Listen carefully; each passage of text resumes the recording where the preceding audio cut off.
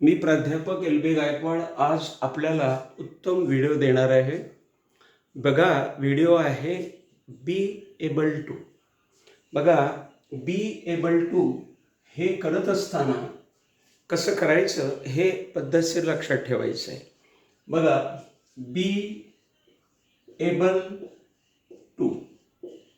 आता बी able to म्हणजे काय?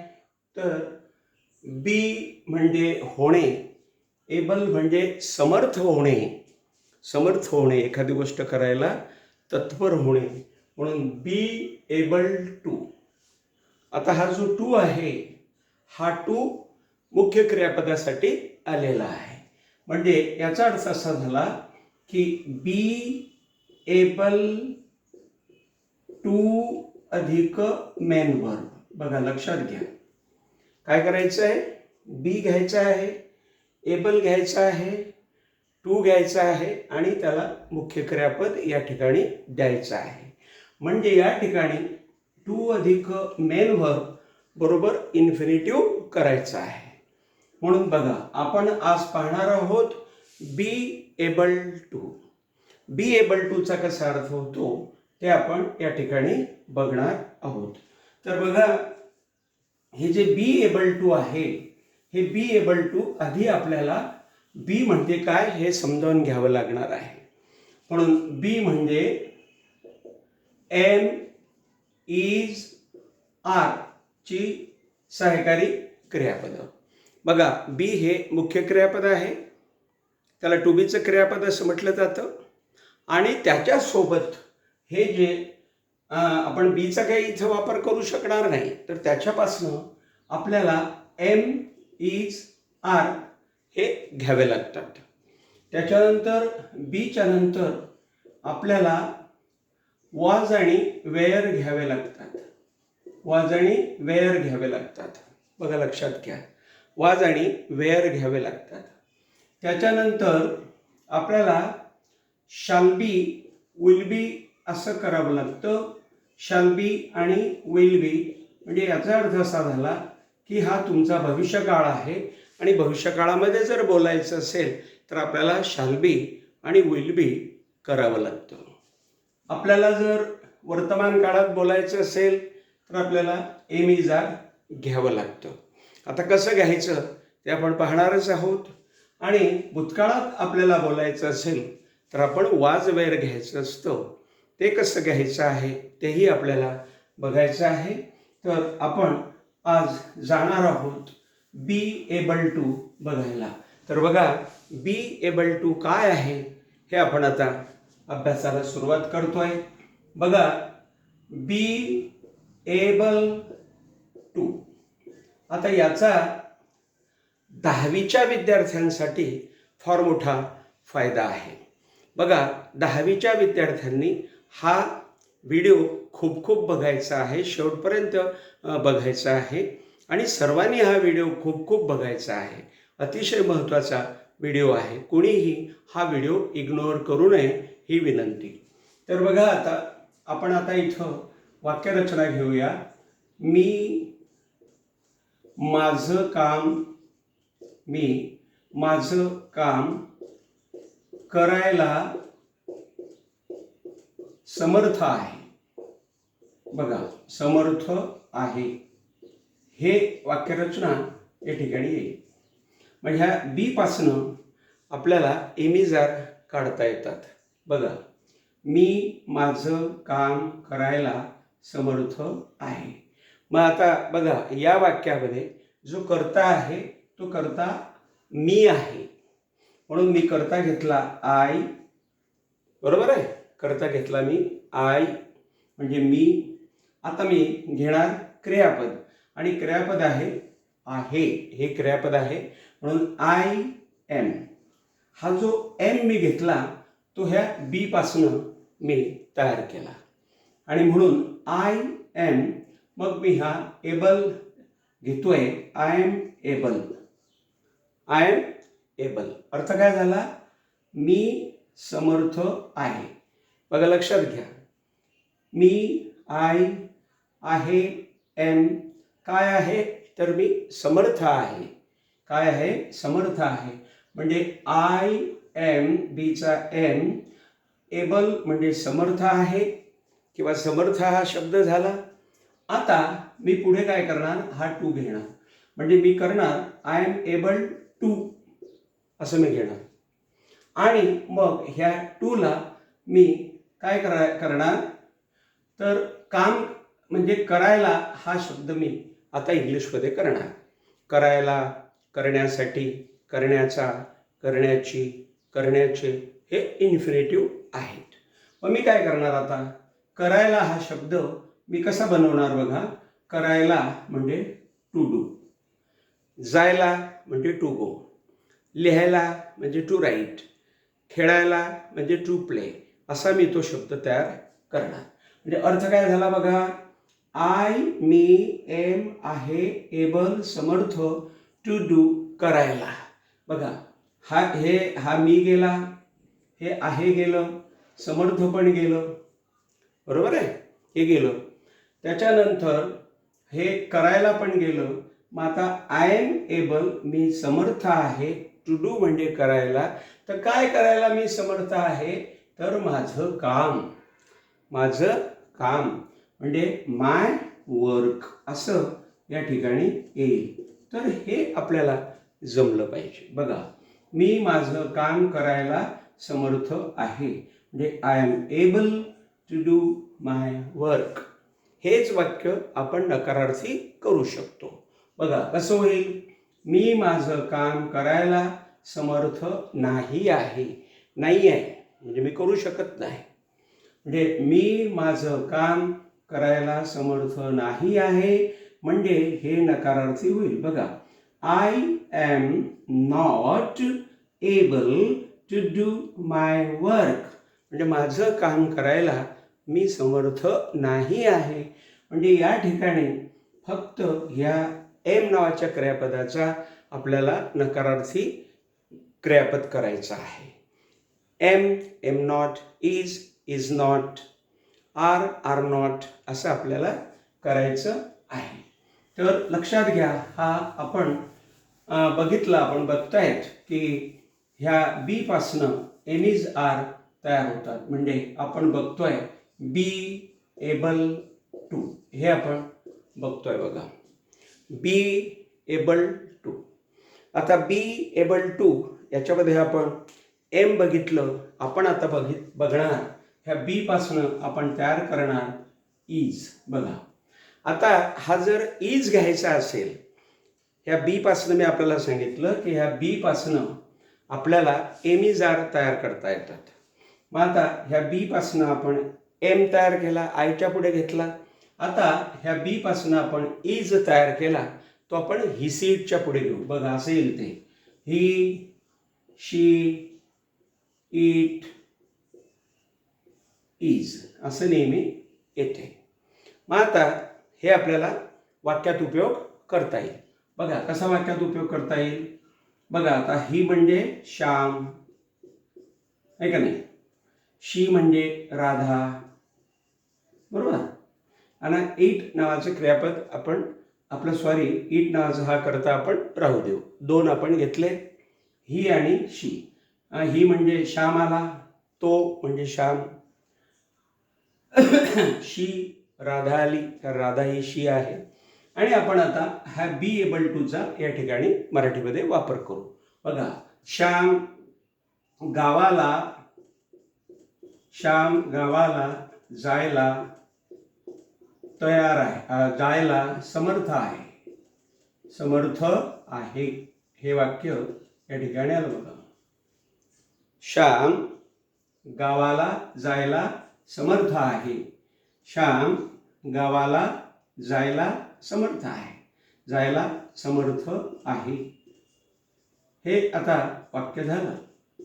म्हणजे या ठिकाणी आपण श्याम गावाला जायला समर्थ आहे असं वाक्य आपण तयार केलं. आता आपण इंग्लिशमध्ये करणार. बघा, श्याम गावाला जायला समर्थ आहे. कोण गावाला जायला समर्थ आहे, तर श्याम. म्हणून श्याम हा करता आला. आता क्रियापद घ्या, श्याम आहे, इज कारण मी सांगितलं ही शी इटच्या पुढे काय घ्यायचं, इज घ्यायचं. म्हणून श्याम इज, श्याम आहे. मग काय आहे श्याम, काय आहे श्याम, तर तो समर्थ आहे. समर्थ म्हणजे एबल आहे, बरोबर. श्याम इज एबल म्हणजे श्याम समर्थ आहे. मग कशासाठी समर्थ आहे, कशासाठी समर्थ आहे, तर जायला. कशासाठी समर्थ आहे तो, जायला. जायला म्हणजे जाण्यासाठी. मग आता जाण्यासाठी म्हणजे टू गो असं करायचं. बघा, हा बीच्या ऐवजी आपण इज घेतला, हा एबल घेतला आणि हा टू घेतला आणि इथं त्याचा आपण इन्फिनिटिव्ह तयार केला. म्हणजे टू अधिक मुख्य क्रियापद म्हणजे तो इन्फिनिटिव्ह तयार होतो. म्हणजे असा इन्फिनिटिव्ह इथं आपण तयार केला.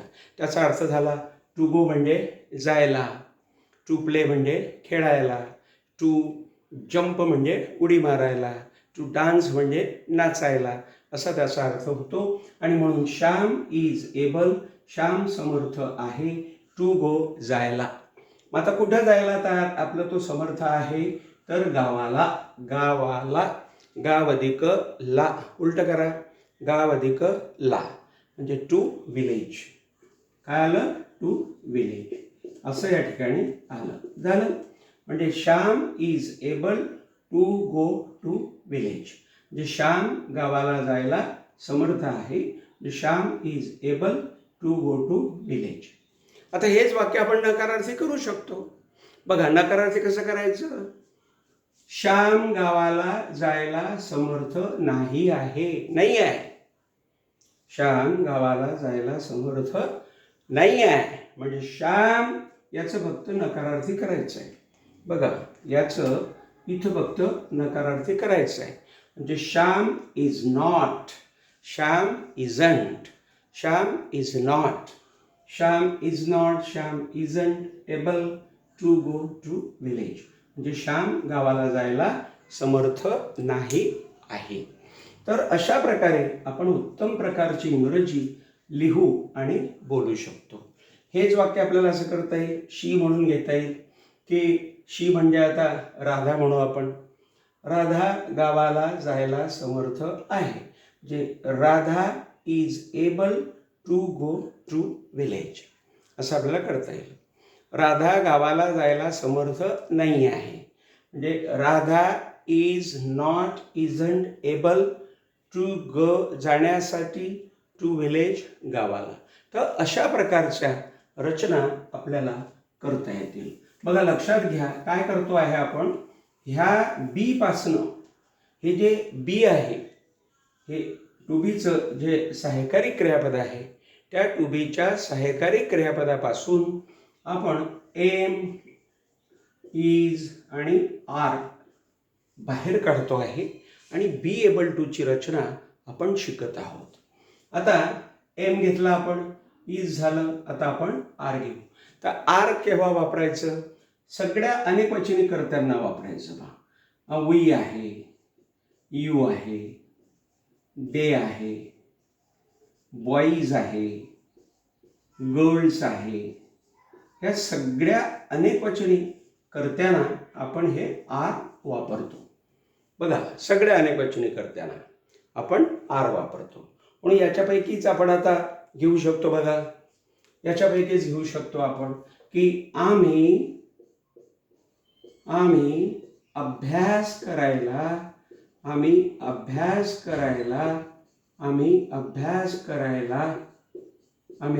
करायला समर्थ आहोत, समर्थ आहोत हे वाक्य या ठिकाणी होईल. हेच वाक्य तुम्हाला अशा प्रकारे बोलता येईल. बघा, आम्ही अभ्यास करायला समर्थ आहोत, तू अभ्यास करायला समर्थ आहेस, तुम्ही अभ्यास करायला समर्थ आहात, दे म्हणजे ते, त्या, ती म्हणजे ते अभ्यास करायला समर्थ आहेत, मुलं, बॉईज म्हणजे मुलं अभ्यास करायला समर्थ आहेत, गर्ल्स म्हणजे मुली अभ्यास करायला समर्थ आहेत. तर अशा प्रकारच्या वाक्यरचना आपण करू शकतो. तर या ठिकाणी आपल्याला एक लक्षात घ्यायचं आहे की आपण बी एबल टू चा अभ्यास करत आहोत आणि हे बी एबल टू कसं अभ्यासतात, कसं बोलतात हे आपण लक्षात ठेवलं पाहिजे. मग आता आम्ही अभ्यास करायला समर्थ आहोत, तर या ठिकाणी हा आम्ही नावाचा करता आलेला आहे. म्हणून इथे आलं वी झालं. कोण समर्थ आहे अभ्यास करायला? तर आम्ही. म्हणजे करता आला आम्ही. क्रियापद आलं आहोत, म्हणजे वी आर, आम्ही आहोत. मग आम्ही काय आहोत? काय आहोत आम्ही? तर समर्थ आहोत. समर्थ म्हणजे एबल, हे आलं. बीचं आर आलं, एबलचं एबल आलं. आता आपण इथं घेणार टू, म्हणजे वी आर एबल, आणि हा टू आपण घेणार. म्हणजे वी आर एबल टू. आणि आता वी आम्ही आर आहोत, एबल समर्थ आहोत, वी आर एबल आम्ही समर्थ आहोत, टू म्हणजे आता इन्फिनिटिव्ह तयार होणार, म्हणजे करायला. मग काय करायला? करायला म्हणजे टू डू, खायला म्हणजे टू ईट, बोलायला म्हणजे टू स्पीक, नाचायला म्हणजे टू डान्स, असे ते इन्फिनिटिव्ह तयार होतात. म्हणजे वी आम्ही आर आहोत एबल म्हणजे समर्थ, टू डू म्हणजे करायला. मग काय करायला? तर अभ्यास. अभ्यास म्हणजे अ स्टडी असं आपण म्हणायला पाहिजे. अ स्टडी म्हणजे एक प्रकारचा अभ्यास. किंवा हेच वाक्य आपण असं बोलू शकतो की वी आर एबल, आम्ही समर्थ आहोत, टू स्टडी, असंही आपण ते वाक्य बोलू शकतो. आणि हे वाक्य आपण नकारार्थी सुद्धा करू शकतो. बघा, आम्ही अभ्यास करायला समर्थ नाही आहोत, म्हणजे we are not, we aren't able to do a study. म्हणजे we are not able, we aren't able to do a study, म्हणजे अभ्यास करायला आम्ही समर्थ नाही आहोत.